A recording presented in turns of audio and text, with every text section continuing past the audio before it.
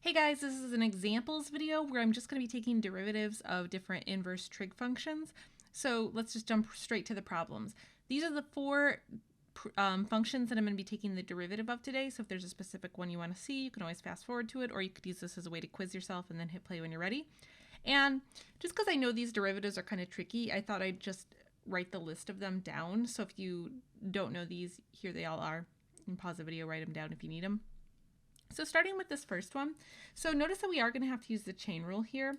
So with this one, my outermost function is inverse cosine, and then my innermost function is x to the fifth. So I will color code this just to help you kind of follow along. So for the derivative of inverse cosine, this will be negative 1 over the square root of 1 minus, so normally this would be x squared, but now I'm going to replace the x with the inside function. So this will be x to the fifth squared. And then I multiply that by the derivative of the inside function. So the derivative of x to the fifth is 5x to the fourth. And so now if I just simplify this, I get 5x to the fourth over the square root of 1 minus x to the 10th. And so that'll be that. Unless you want to note here that the absolute value of x has to be less than 1, but I'm going to omit those for this video. Okay, so moving on to the next one. So now I've got the inverse cotangent of the square root of 3x plus 1. So just going through, this is my outermost function. Then the square root is the next one in, and then 3x plus 1 is the innermost function, okay? So as I take the derivatives here, so first I start with inverse cotangent. So this is negative 1 over 1 plus, so normally this would be 1 plus x squared, but now where I had x squared, I'm going to replace it with this entire inside function.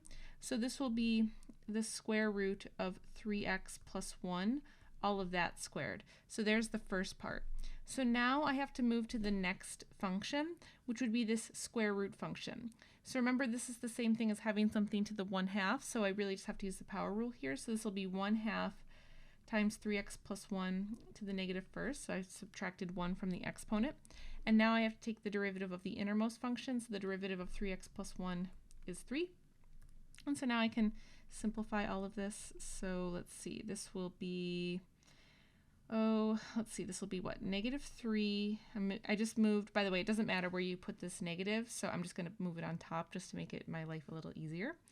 So this will be 2 times 1 plus 3x plus 1.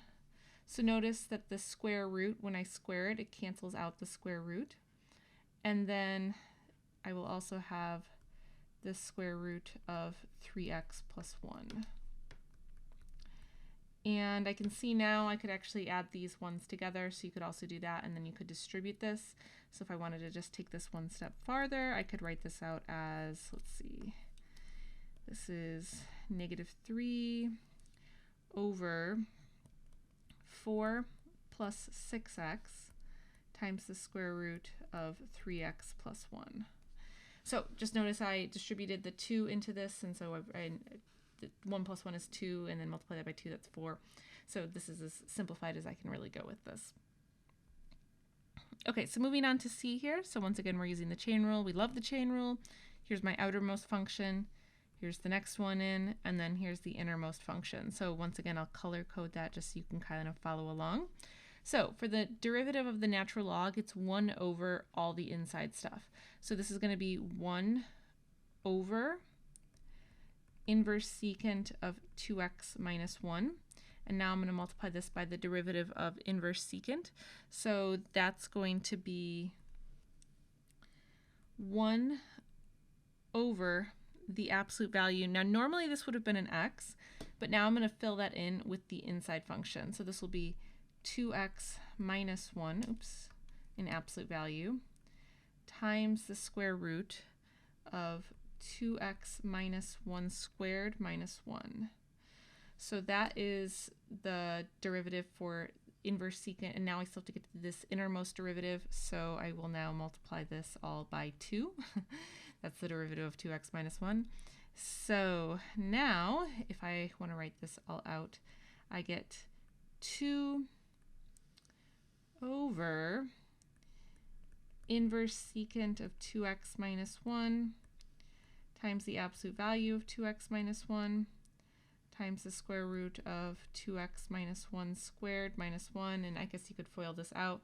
Maybe it would look a little better if I brought the absolute value up to the front, but this should be all the stuff that's in the denominator. So there's the structure of your final answer. And now for D, so for this one, so I've got f prime of x is going to equal, okay, wait, sorry, I need to do my chain rule. Here's my outermost function, mid function, and then negative x is actually the innermost function, right? So sometimes your eyes can play a trick on you and tell you this is not the chain rule, but e to the negative x actually requires the chain rule. Okay, so starting with the outermost function, so this will be 1 over the square root of 1 minus, so it would have been x squared, but now I'm going to replace it with the inside function, so this will be 1 minus e to the negative x squared. And then I'm going to multiply that by the derivative of the mid function, so the derivative of e to the x is just e to the x, but instead of writing e to the x, I write e to the negative x because that's the innermost part. And then the derivative of negative x is just negative 1, so there are all my pieces. So now my final answer will be, let's see, how about negative 1 over, I'll bring this e to the negative x, I'll just put it in the denominator. So we'll call this e to the x times 1 minus e to the negative 2x.